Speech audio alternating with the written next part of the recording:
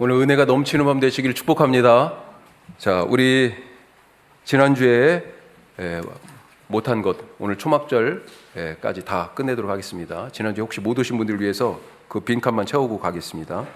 7월 축제예요. 7월 잔치, 봄 잔치가 있고 그 다음에 가을 잔치가 있는데 여기 7월은 음력입니다. 그러니까 우리식으로 얘기하면 9월 말에서 10월 초 정도 된다, 그렇게 생각하시면 되겠어요.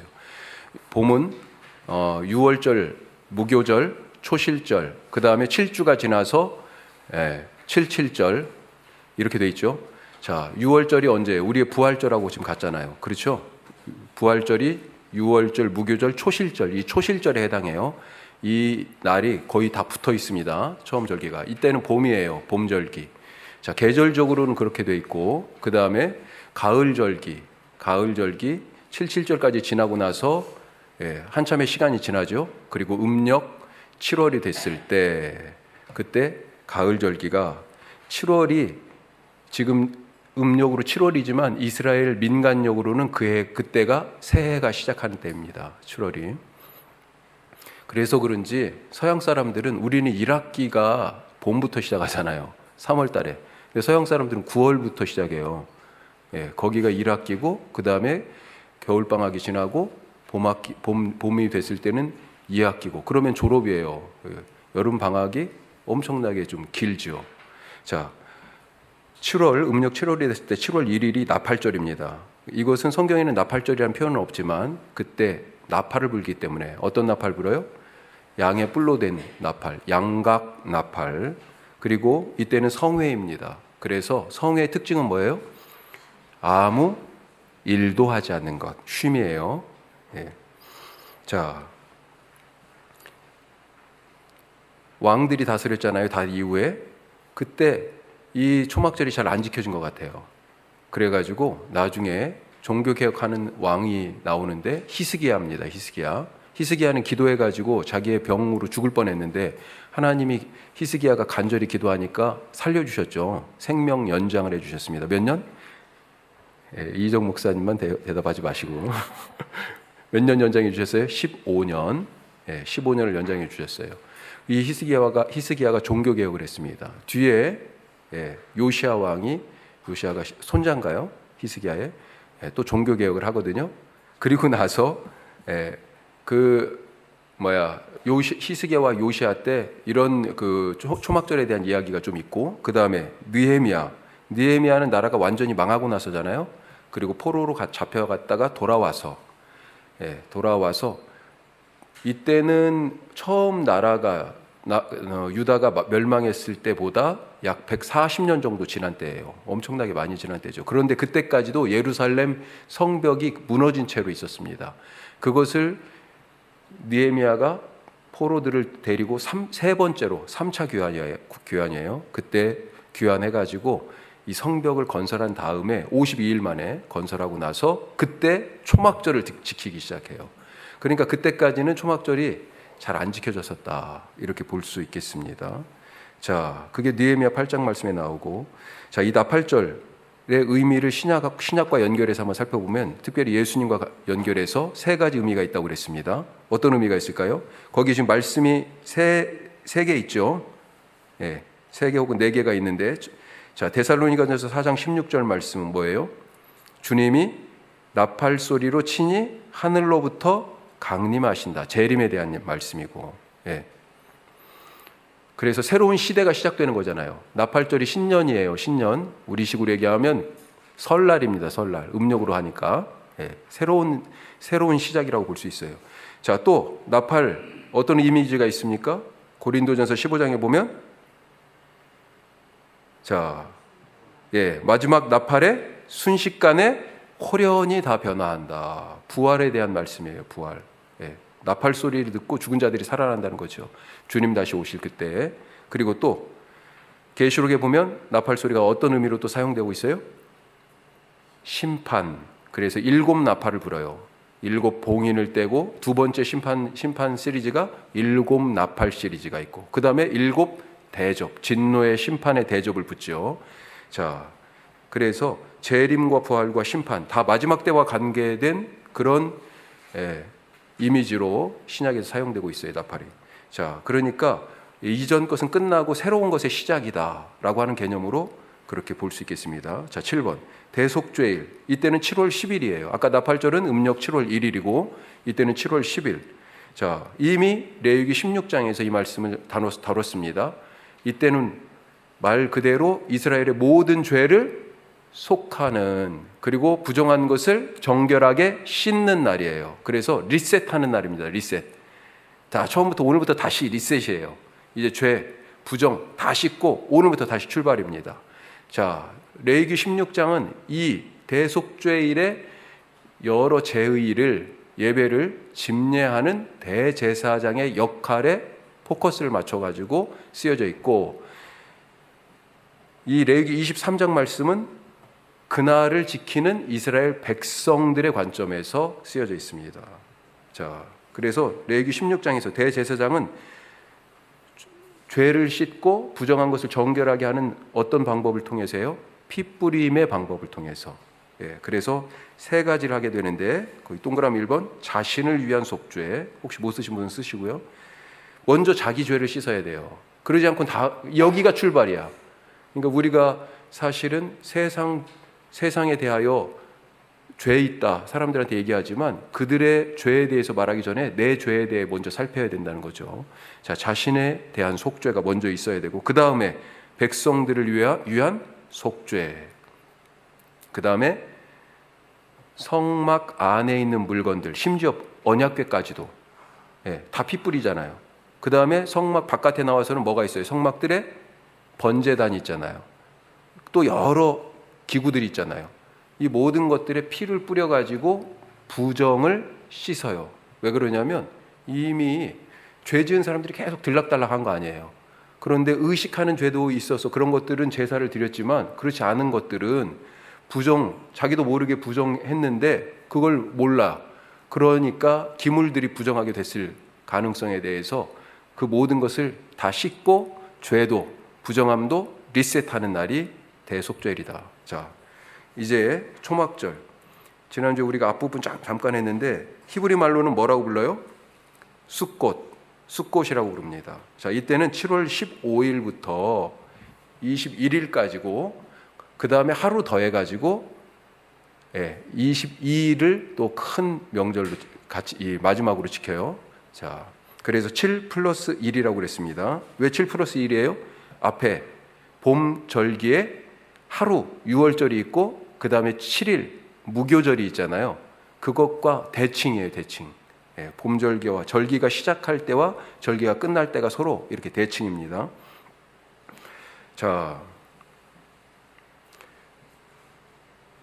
거기 초막절 넘어가기 전에 레위기 23장 백성들에게 초점을 맞춘다고 그랬는데, 거기 성회로 모이고 스스로 괴롭게 한다 그랬습니다. 특별히 괴롭게 하는 방법은 금식, 그 다음에 회개, 이 두 가지 방법으로 자기를 돌아봅니다.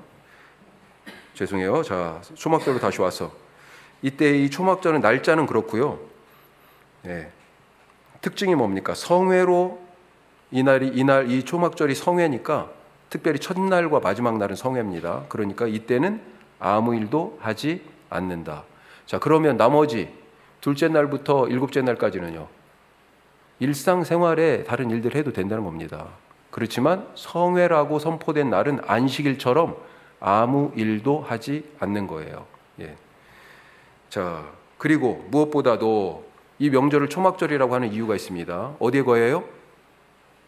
이 8일 동안에 초막을 짓고 살아요. 자, 한번 보실까요? 이건 현대 지금 초막입니다. 현대 초막이에요. 지금 캠핑하는 것 같아. 그래서 이 7일 혹은 8일간 다 하지 않고 거의 이렇게 자료를 다 찾아보니까 하루 이틀 정도 그렇게 하기도 하고, 설치는 7일, 8일 이렇게 하는 것 같기도 하고요. 그 다음에 이건 마당이 있는 곳에다 지금 한 거잖아요. 그래도 형편이 좀 이분들은 나은 분들이에요. 다른 분들은 이제 베란다. 그래서 베란다가 상당히 이스라엘 사람들한테 나름대로 소중하다고 그러네요. 그래서 베란다. 그리고 꼭 위에는 가지리, 나무 가지로 꼭 위에를 덮어야 된다고, 그런 몇 가지, 그래도 간이 초막이지만 그런 규정들이 나름대로 있는 것 같습니다. 자, 초막의 거예요. 이 숫꽃이라는 이름은 어디서 왔냐? 이스라엘 백성들이 출애굽할 때 처음 머물러서 진을 치고 잠잔 곳이에요. 홍해를 막 건너기 전에. 하루 정도 왔는데 홍해를 아직 못 건넜어요. 진을 치고 있습니다. 거기가 숫꽃이에요. 첫 번째로 잠잔 곳, 수경지가. 자, 그게 출애굽기 12장 말씀에 나와 있어요. 숫꽃에서 처음으로 진을 치고 잤다. 그래서 초막을 짓고 잠을 청한 첫 번째 곳 이름을 따서 숫꽃이라고 한 것 아니냐? 100% 맞는 말은 아니고 거기에서 유래했을 거라고 많은 사람들이 그렇게 생각합니다. 자, 이 초막절에 또 다른 이름이 있어요. 뭡니까? 수장절. 수장절. 왜 수장절이에요? 자, 절기는 두 가지 차원에서 이해해야 된다고 그랬어요. 제가 오늘 시작하면서 맨 처음에 봄절기와 가을절기를 말씀했는데 이 음력절기를 따라가지고 뭐가 있어요? 농사가 있습니다. 유월절, 무교절, 초실절, 이때는 보리추수와 관계가 돼 있어요. 자, 그래서 초실절은 보리 한 단, 처음 익은 보리 한 단을 갖다 드리는 거고요. 그 다음에 7주가 지나고 나서 77절은 밀추수예요. 자, 그 다음에 가을이 되어서 지금 초막절, 이때는 이제 과일 추수예요. 그리고 추수가 다 끝났으니 이것을 어떻게 해요? 창고에 드려야 되잖아요. 그래서 저장하는 것을 생각해서 농사에 따라서 수장절이라고도 부릅니다. 자, 거기 말씀이 있죠. 출애굽기 23장 말씀만 한번 읽어보겠습니다. 수장절을 지키라. 이는 내가 수고하여 이룬 것을 연말에 밭에서부터 거두어 저장함이니라. 아멘. 그렇죠. 저장. 농사와 관계돼서 초막절이라고 이때를 안 부르고 같은 절기인데 수장절이라고 그렇게 부릅니다. 자, 또 초막절이라고 부르잖아요. 지금 이걸. 이 초막절이라고 부르는 이유는 뭡니까? 하나는 명절을 농사와 관계돼서 살펴야 된다고 그랬고, 하나는 구원의 역사와 관계돼서 살펴야 된다고 그랬습니다. 지금 우리가 다 알다시피 유월절은 이집트로부터의 하나님의 구원이잖아요. 그렇죠? 무교절은 그때 나올 때 너무 급하게 나와가지고 그냥 떡 반죽만 해가지고 그냥 생 반죽을 짊어지고 나온 거, 아직 발효도 안 된 거, 그걸로 뭘 해먹었어요. 그러니까 무교절이에요. 누룩으로 발효가 안 됐어. 그런 걸 생각하면서, 자, 초막절은 뭐예요? 광야에서 구원받은 백성이 40년간을 지냈는데 초막을 짓고 살았기 때문에 그래서 초막절이라고 그러는 겁니다. 자, 이런 점에서 하나님의 구원의 역사를 다시 기억하고 회고하는 그런 역할을 하는 거죠. 오늘 23장 43절 말씀에 이 초막절에 대한 얘기가 있는데, 우리 오늘 초막절 말씀을 지난주에도 안 읽고 앞에 이 부분을 좀 했었는데, 자, 33절부터 23장 33절부터 44절까지 우리 같은 목소리로 함께 말씀을 읽어보겠습니다. 23장 33절입니다. 여호와께서 모세에게 말씀하여 이르시되 이스라엘 자손에게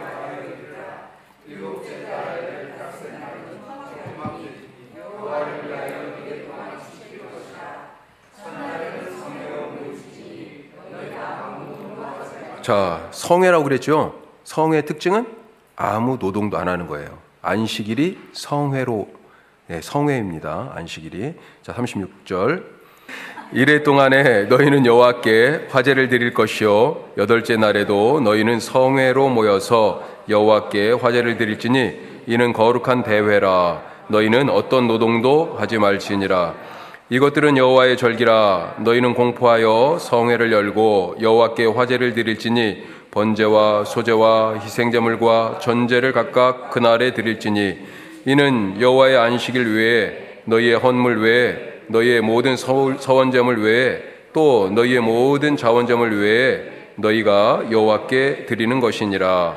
너희가 토지 소산 거두기를 마치거든 일곱째 달 15날부터 이래 동안 여호와의 절기를 지키되 첫날에도 안식하고 여덟째 날에도 안식할 것이요 첫날에는 너희가 아름다운 나무 실과와 종려나무 가지와 무성한 나무 가지와 신의 버들을 취하여 너희 하나님 여호와 앞에서 이래 동안 즐거워할 것이라.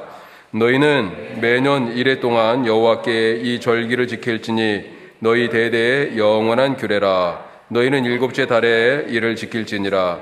너희는 이래 동안 초막에 거주하되 이스라엘에서 난 자는 다 초막에 거주할지니 이는 내가 이스라엘 자손을 애굽 땅에서 인도하여 내던 때 초막에 거한 줄을 너희 대대로 알게 함이니라.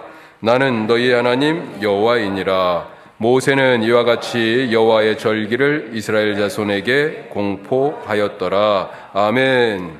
자, 제물 드리는 얘기가 중간에 나오는데 무슨 송아지, 소, 염소, 양 얼마 드려라 이런 얘기는 하나도 안 나옵니다. 그냥 번제, 소제, 이런 식으로 제사의 종류만 나오죠.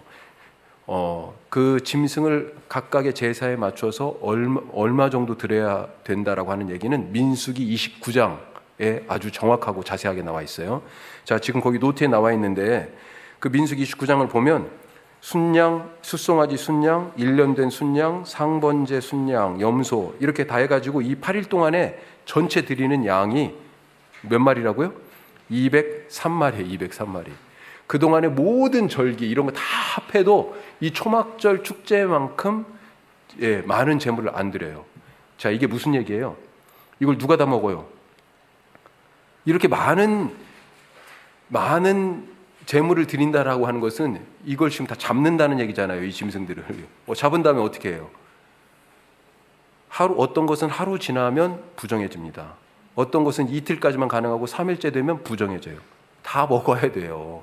그만큼 큰 명절, 모두에게 다 나누는 그런 기쁨의 명절이었다. 이렇게 생각하시면 되겠어요. 그러니까 이스라엘 명절 중에서도 클라이막스 중에 클라이막스는 초막절이다. 예. 자, 이제 이 성경에 없는 얘기를 좀 하려고요. 왜 그러냐면 이게 지금 이때 당시에는 이게 이 구약 성경에는 이 지금부터 드릴 말씀의 내용에 구체적인 부분들이 없어요. 그런데 신약에 특히 요한복음 7, 8, 9장을 이해하시려면 이 내용을 좀 아셔야 됩니다. 지금 이 내용은 앞으로 지금 말씀드릴 내용은 신약과 구약 그 중간기에 만들어진 어떤 규례들이다. 그렇게 보여져요. 예. 자, 가로 4번 보면 이 초막절에 어떤 의식이 있었냐. 지금 8일간 축제하잖아요. 예. 뭐가 들어가겠어요? 밑줄에? 물을 붓는 의식. 물. 초막절은 물의 축제입니다. 물의 축제. 물을 붓는 의식. 자, 이것이 어디에 나오냐? 탈무드에 나옵니다. 바벨론 탈무드 수카라고 하는 수카라고 하는 부분에 5절에 나와요. 바벨론 탈무드 수카 5절에. 자, 과정 어떤 방식으로 물을 붓냐? 자, 제사장이 초막절 기간 동안에 매일 제사장 중에 선발돼 가지고 매일 실로암 못가에 갑니다. 금 주전자를 들고. 그래 가지고 실로암 못에서 뜨는 거예요. 지금 여러분들 갖고 있는 노트에 물 붓는 거 나와 있죠. 그래서 거기 그림을 물 붓는 거로 지금 한 거예요. 예, 앞부분에. 예. 실로암 못가에 가가지고 물을 떠요. 자, 그리고 제사장 혼자 가는 게 아니고 이 제사장 뒤를 따라서 명절을 지키러 지금 사방에서 왔잖아요. 사람들이. 이 순례 순례객들이 제사장을 따라서 실로암까지 가는 곳입니다.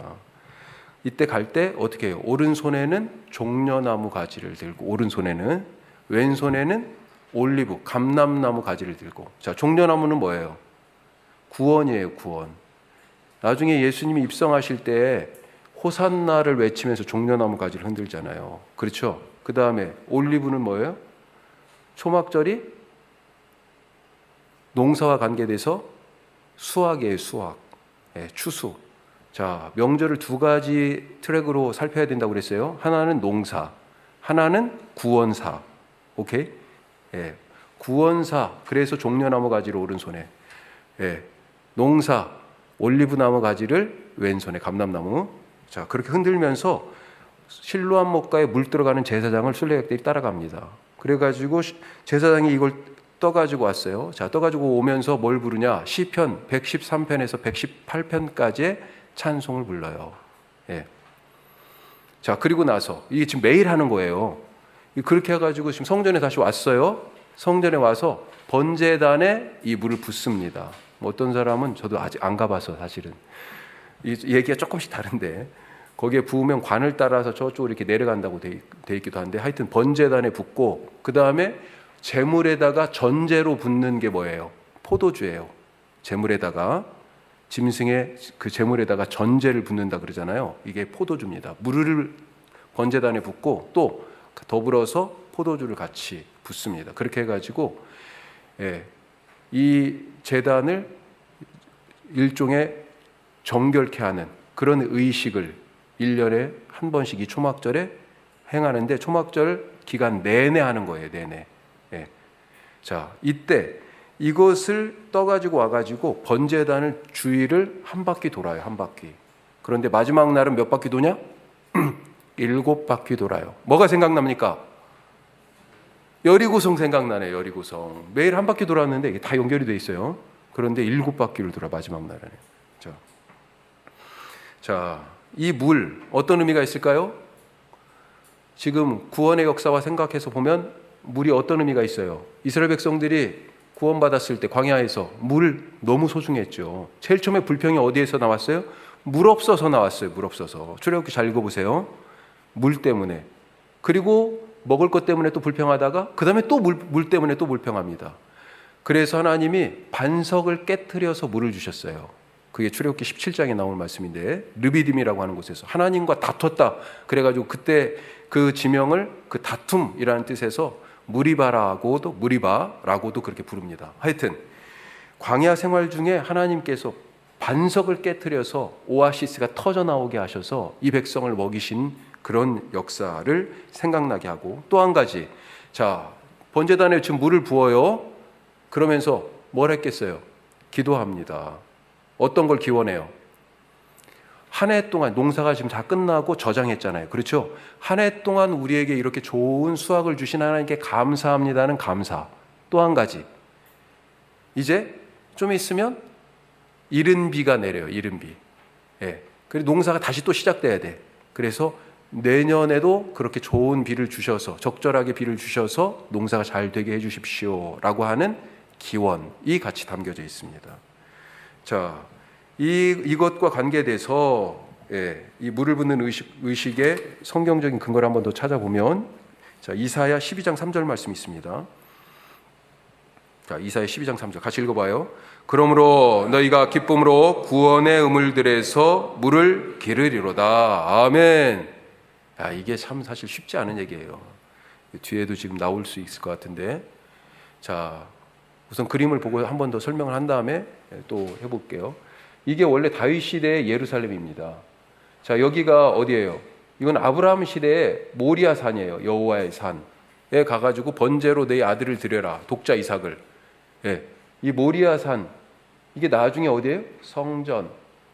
자, 원래 다윗성이라고 하는 데는 이만큼밖에 안 돼요. 이만큼. 그런데 솔로몬 시대에 왕궁을 짓잖아요. 그렇죠? 도시가 확장이 됩니다. 이렇게 더. 원래는 이만큼밖에 안 됐는데 이렇게 쭉 확장되고 그 다음에 어떻게 돼요? 성전이 지어졌어요.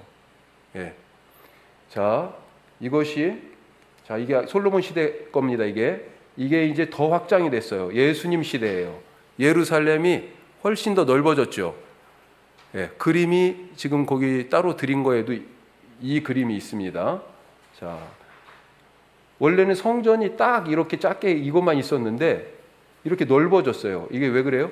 헤롯이 넓혔어요. 헤롯이 이렇게 구역을 만들어 가지고, 자, 이것을 이 그림을, 이 도시를 약간 뒤집어 옆으로 돌려보니까 이렇게 되어 있는 겁니다. 자, 여기가 맨 처음에 다윗성이에요. 다윗성. 이만큼이 솔로몬이 확장한 거 있고, 그 다음에 이후에 점점 예루살렘이 넓어졌어요. 이해 가시죠? 자, 여기 파란색 약간 보이세요? 파란색, 여기가 실로암입니다. 성전은 여기 있고, 이렇게 하여튼 내려와가지고 여기서 실로암에서 물을 떠가지고 가는 거예요. 실로암도 못이 두 개예요.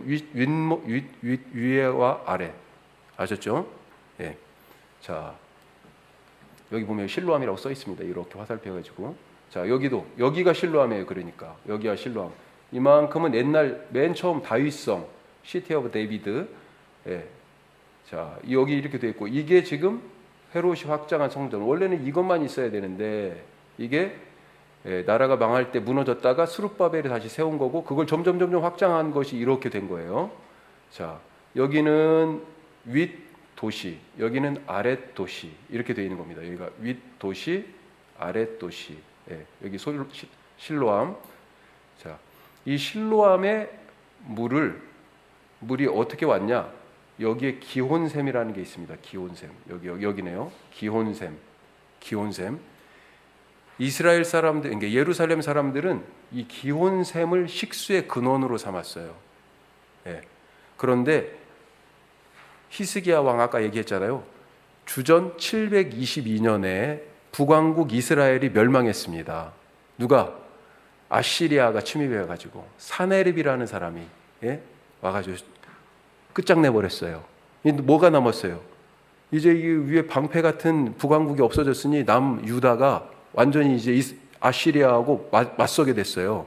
사네립이 또 쳐들어왔어요. 남유다에. 그게 701년이에요. 이 히스기야가 야 이러다 우리 다 죽겠다. 그래가지고 성 안에서 버티기로 합니다. 그러다 보니까 물이 중요하네요. 그래가지고 이 기온샘에서부터 수로를 파가지고 성 안으로 연결합니다. 그래서 실로암 못으로 물을 땡겨요. 그 수로가 발견된 게 한 100년쯤 되나요? 예루살렘에서. 성경에만 그런 얘기가 있었는데 고고학에서 발굴이 됐어요. 나중에 혹시 우리가 예루살렘의 성지 순례를 가게 되면 가장 감명 깊은 곳 중에 하나가 이게 히스기야 시대에 봐서 히스기야의 수로래요. 지금도 한 30cm 무릎 정도까지 해가지고 물이 있다고 그래요. 전체 길이가 533m. 자, 여기 지형을 보면 여기는 높은 곳이고요, 여기는 낮은 곳입니다. 그래가지고 깊은 곳까지 여기 골짜기 아래 기온샘에서부터 이렇게 판 것을 보면 한 50m 정도 위에 이 도시 표면에서부터는 50m 정도 깊이 정도 된다고 그래요.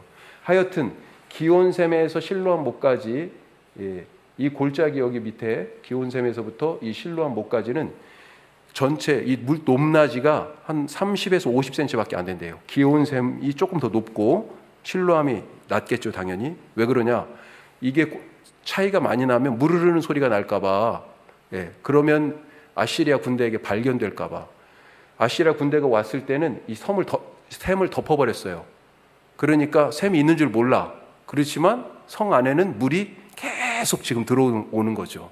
놀라운 거 아닙니까? 그 히스기야 수로를 533m를 양쪽에서부터 파가지고 지금 터널 파듯이, 그것도 빤듯이 아니에요. 무슨 계측 장비가 있는 것도 아니야. 꼬불꼬불 해가지고 결국 딱 만났어요. 그래서 물을 흐르게 했다. 자, 이 구원의 샘물, 지금 이거 설명하다가 구원의 샘물이라고 그랬는데 뭐예요? 너희가 기쁨으로 구원의 우물물에서, 지금 이 히스기야 시대에 아수르 군대에게 포위당하고 있는 그 상황들을 생각하면 구원의 샘물에서 물을 기른다라고 하는 것이 얼마나 큰 의미예요. 그 물이 어디로 들어왔어요? 실로암 못으로 들어왔어요. 실로암 못으로. 자, 물에 대해서 예수님 뭐라고 그러셨습니까? 요한복음 7장 37, 38절 거기 있죠? 같이 읽어보겠습니다. 명절 끝날 곧 큰 날에, 언제예요 이게? 초막절 8째 날이에요. 성회. 자, 같이 합니다. 명절 끝날 곧 큰 날에 예수께서 서서 외쳐 이르시되 누구든지 목마르거든 내게로 와서 마시라. 나를 믿는 자는 성경의 이름과 같이 그 배에서 생수의 강이 흘러나오리라. 아멘. 이 말씀이 이제 탁 들어오죠. 실로암 못가에 가가지고 물을 뜨는 거, 구원의 샘물에서 물을 길러오는 거 매일매일 한 겁니다. 아침마다. 그런데 예수님이요, 내가 그 샘물이다 그렇게 말씀하셨어요. 생명의 샘물이라고. 자, 물을 붓는 의식 초막절에 있었어요. 그게 신약과 구약 중간 사이에 이런 규례들이 만들어진 것입니다. 자, 5번 또 하나, 불을 밝히는 의식. 불. 그래서 물의 축제이면서 동시에 또 불의 축제예요. 자, 물은 아침에 떠가지고 왔어요. 불은요, 저녁에 밝혀야 되죠. 저녁에. 무엇이 생각납니까? 구원사. 광야에서 불기둥이 생각나죠. 시내산에서 불로 임재하셨죠. 그렇죠? 자, 요한복음 8장 12절 보면요, 어떻게 되어 있습니까? 예수께서 또 말씀하여 이르시되 나는 세상의 빛이니 나를 따르는 자는 어둠에 다니지 아니하고 생명의 빛을 얻으리라. 아멘. 자, 이게 지금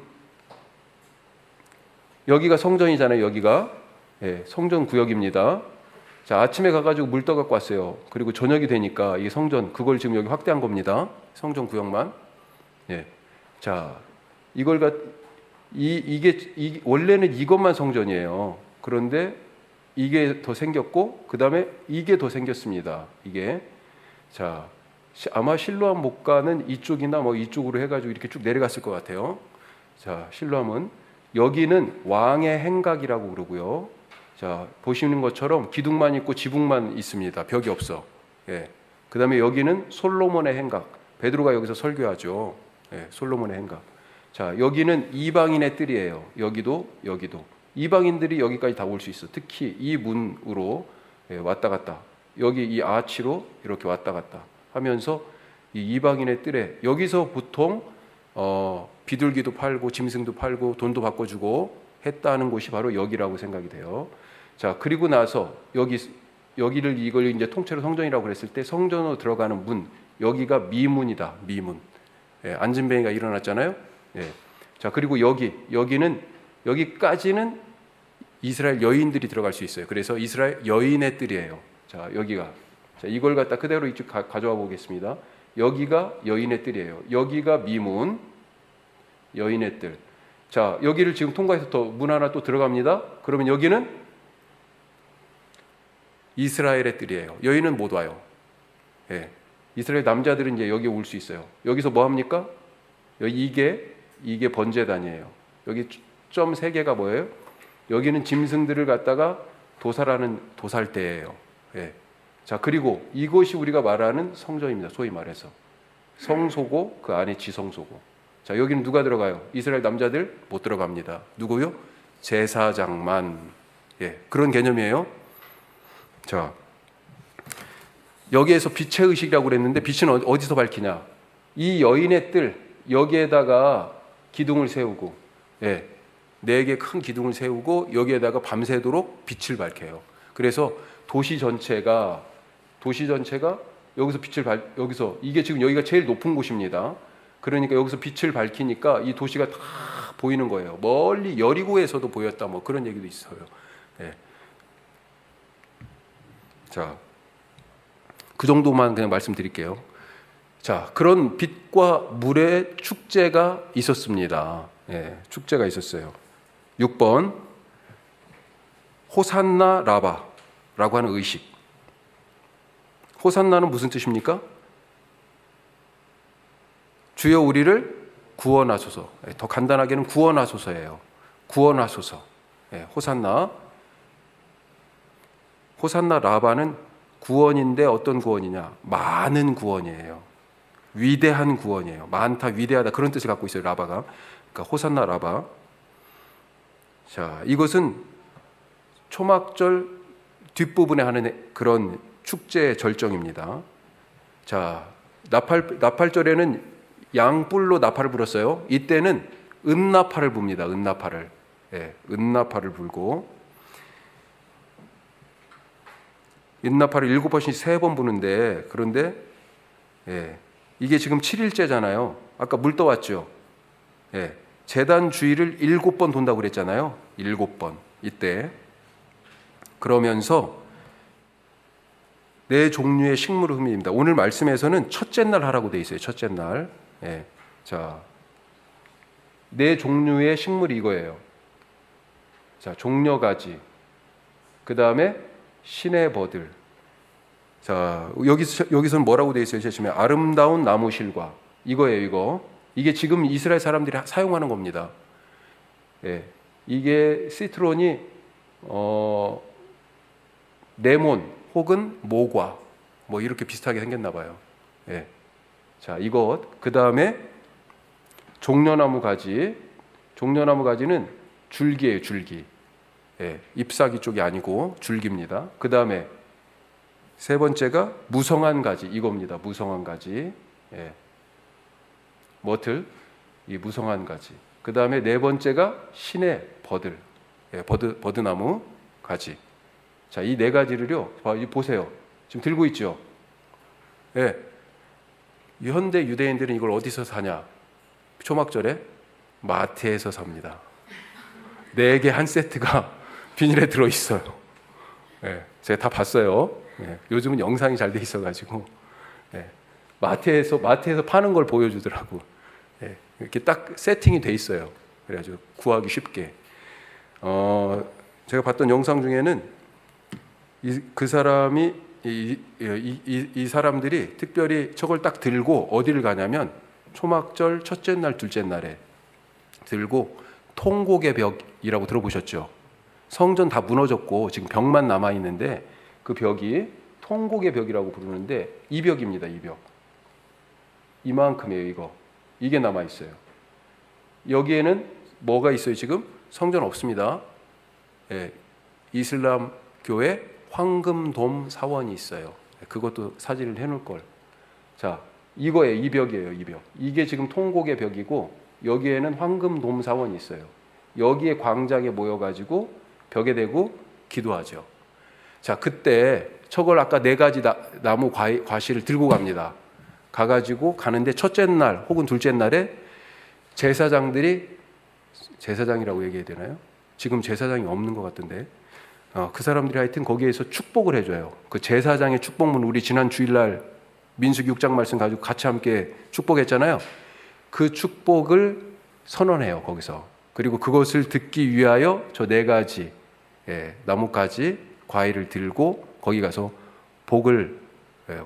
축복을 받으려고 가는 것이 초막절의 중요한 일정 중에 하나다. 현대 이스라엘 사람들의 그런 것입니다. 자, 거기 4번 보시면 거기 보시면 이 4가지 식물이 어떤 의미를 갖고 있냐면 아름다운 나무실과 시트론이라고 하는 것은 맛도 나고 향도 나는 거고 종려나무 가지는 맛이 있는데 향은 없고 뭐 이런 식으로 전부 다 돼 있다는 거예요. 근데 이 맛과 향이 뭐냐?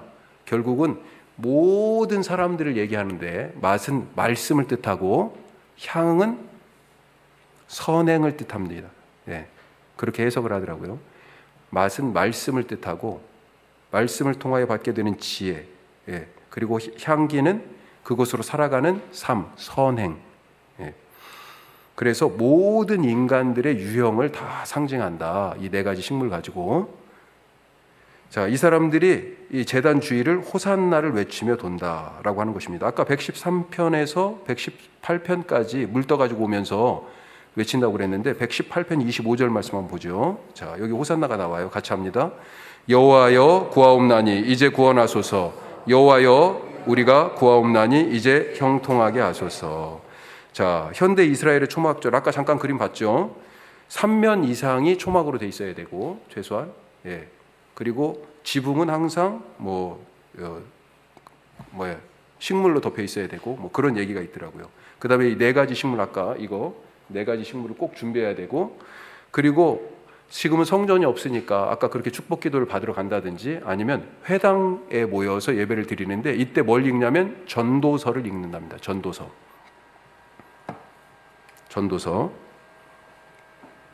자, 7번. 자, 신약과 연결해서 이 초막절을 생각해 보면 요한복음 7장, 8장, 9장이 초막절을 배경으로 한 말씀인데 7장 시작할 때 7장 2절 같이 보죠. 유대인의 명절인 초막절이 가까운지라. 근데 예수님 안 올라가셨어요 이때. 그러니까 형제들이 막 비웃어요. 아니 당신이 형이 메시아면 이때 사람들 많을 때 가야 되는 거 아니야? 근데 예수님 안 가십니다. 그러다가 명절 중간에 예수님 혼자 슬쩍 가요. 그래가지고 아까 누구든지 목마르거든 내게로 와서 마시라. 그 다음에 내가 세상의 빛이다 말씀하신 겁니다. 자, 그런데 그때 이 빛과 물의 축제에 참여하지 못하는 사람이 있었어요. 누구요? 날 때부터 소경된 사람. 그게 요한복음 9장에 나오는 사람이에요. 제자들은 물어보죠. 저 사람이 날 때부터 소경된 것이 누구 죄 때문입니까? 저 사람 죄예요? 아니 저 부모 죄예요? 그러니까 뭐라고 그러셔요? 누구의 죄도 아니고 하나님의 영광을 위한 것이다. 엄청난 말씀하시죠. 그러면서 그 사람에게 진흙으로 눈에 이게 바르시고 어디로 가라고 그래요? 실로암. 실로암 뜻이 뭐예요? 보냄을 받았다. 자, 예수님이 보내셨어요. 실로암으로. 자, 그 못은 근데 어떤 못이에요? 예, 제사장과 순례객들이 매일매일 이 초막절 축제 기간 동안에 왔다 갔다 하던 그곳이잖아요. 그 물의 축제에 참여하지 못했죠. 예, 날 때부터 소경되었으니 뭐예요? 빛의 축제도 저녁에 밤에 못 봤죠. 그런데 실로암 못가에 가서 씻은 다음에 보게 됐습니다. 그래서 진짜 물이 생수가 누구인지 이 사람이 알았고요. 보게 되는 것으로 인하여 참 빛이 누구신지 깨닫게 되었다라고 하는 거죠. 자, 그래서 요한복음 7장, 8장, 9장을 읽을 때는 이 초막절을 좀 생각하시면 좋겠습니다. 특별히 예수님이 예루살렘에 입성하실 때 뭘 흔들었어요? 종려나무 가지. 초막절에 뭘 흔들어요? 저 식물들 흔드는데 종려가지가 있습니다. 종려가지가. 그리고 생수, 빛, 이런 이미지가 같이 있어요. 자, 신약의 초막절의 의미를 조금만 더 살펴보면, 자, 구약에서 초막절, 수장절 두 가지 의미라고 그랬어요. 하나는 농사와 관계돼서 추수. 자, 거기 의미 밑에 추수라고 써주시죠. 그런데 신약에서는 뭐가 있어요? 마지막 때 추수가 있어요. 마지막 때 추수. 자, 이것을 스가랴 선지자도 미리 예언했습니다. 스가랴 14장 말씀 한번 보죠. 스가랴 14장. 마지막 때에 대한 말씀이에요. 예루살렘을 치러 왔던 이방 나라들 중에 남은 자가 해마다 올라와서 그 왕 만군의 여호와께 경배하며 초막절을 지킬 것이라. 예루살렘을 치러 왔던 사람들이요, 여호와 하나님 앞에 경배하게 된답니다. 그러면서 초막절을 지켜요. 마지막 때의 모습이에요. 추수, 영적 추수를 얘기하죠. 자, 또 초막을 짓고 살잖아요. 의미가 뭡니까? 구원하셔서 광야에서 구원하신 증거로 지금 광야에 있는 거잖아요. 더불어서 이 광야는 뭐예요? 나그네예요. 나그네. 우리가 나그네인 것을 가르쳐 주죠. 자, 고린도후서 5장 1절 말씀. 자, 하늘에 있는 집과 땅에 있는 집을 비교합니다. 자, 5장 1절 같이 해요. 만일 땅에 있는 우리의 장막집이 무너지면 하나님께서 지으신 집 곧 손으로 지은 것이 아니요 하늘에 있는 영원한 집이 우리에게 있는 줄 아느니라. 아멘. 믿으시죠? 예, 천국의 그 장막을 사모하시기 바랍니다. 마지막으로, 자, 초막을 짓고 광야에 살았어요. 어떤 의미가 있어요? 그 우리끼리 살면 의미가 없죠. 자, 우리가 다 초막을 짓고 텐트 치고 다 광야에서 살았는데, 이스라엘 백성들이. 그런데 이 진 한가운데 누가 계셔요? 하나님이. 처음에 시내산에서 만나주셨잖아요. 그런데 시내산에서 야, 나 너희들이랑 같이 살 거야. 그러면서 모세한테 뭐라고 그러세요? 성막 만들어. 그러셨잖아요. 하나님의 집을 이스라엘 진 한가운데 그래서 만든 게, 그것이 나중에 성전이 됐고요. 초막은 뭘 얘기합니까? 하나님이 그 광야 생활 동안에 우리와 함께 사셨구나. 바로 그걸 얘기하는 것입니다. 함께 사심. 함께 사심. 자, 이걸 신약에서 이제 성전이 뭡니까? 예수님의 몸이 성전이잖아요. 그렇죠? 자, 요한복음 1장 14절 같이 해요. 말씀이 육신이 되어 우리 가운데 거하심에 우리가 그의 영광을 보니 아버지의 독생자의 영광이요 은혜와 진리가 충만하더라. 아멘. 말씀이 우리 가운데 거하셔요. 예? 육신이 된 말씀이 우리 가운데 거하셔. 예수님이 우리와 함께 사셨잖아요. 그리고 마지막 새하늘과 새 땅이 임했을 때, 다시 회복되는 천국의 모습이 어떤 거냐? 계시록에서 보여주죠. 계시록 21장 3절 말씀입니다. 내가 들으니 보좌에서 큰 음성이 나서 이르되 보라, 하나님의 장막이 사람들과 함께 있음에 하나님이 그들과 함께 계시리니 그들은 하나님의 백성이 되고 하나님은 친히 그들과 함께 계셔서. 구원이 뭐라고요? 하나님이 우리와 함께 계시는 게 구원이죠. 죄가 뭐예요? 하나님과 함께하지 않는 게 죄죠. 그런데 마지막 때 하나님의 장막이 우리 가운데 있어요. 사람들과 함께 사시는 하나님. 초막절이 바로 그런 최후의 하나님 나라의 완성, 완성된 그림을 보여주는 거죠. 그러니까 자, 6월절에서 시작했어요. 절기가 구원이에요. 그런데 그 완성이 어디에 있어요? 초막절에. 얼마나, 그래서 이 초막절 잔치가 제일 큰 겁니다. 기도하겠습니다. 오늘 말씀 붙들고, 그리고 혁신도시 교회들을 위해서 우리 간절하게 한번 기도하겠습니다. 아버지 하나님.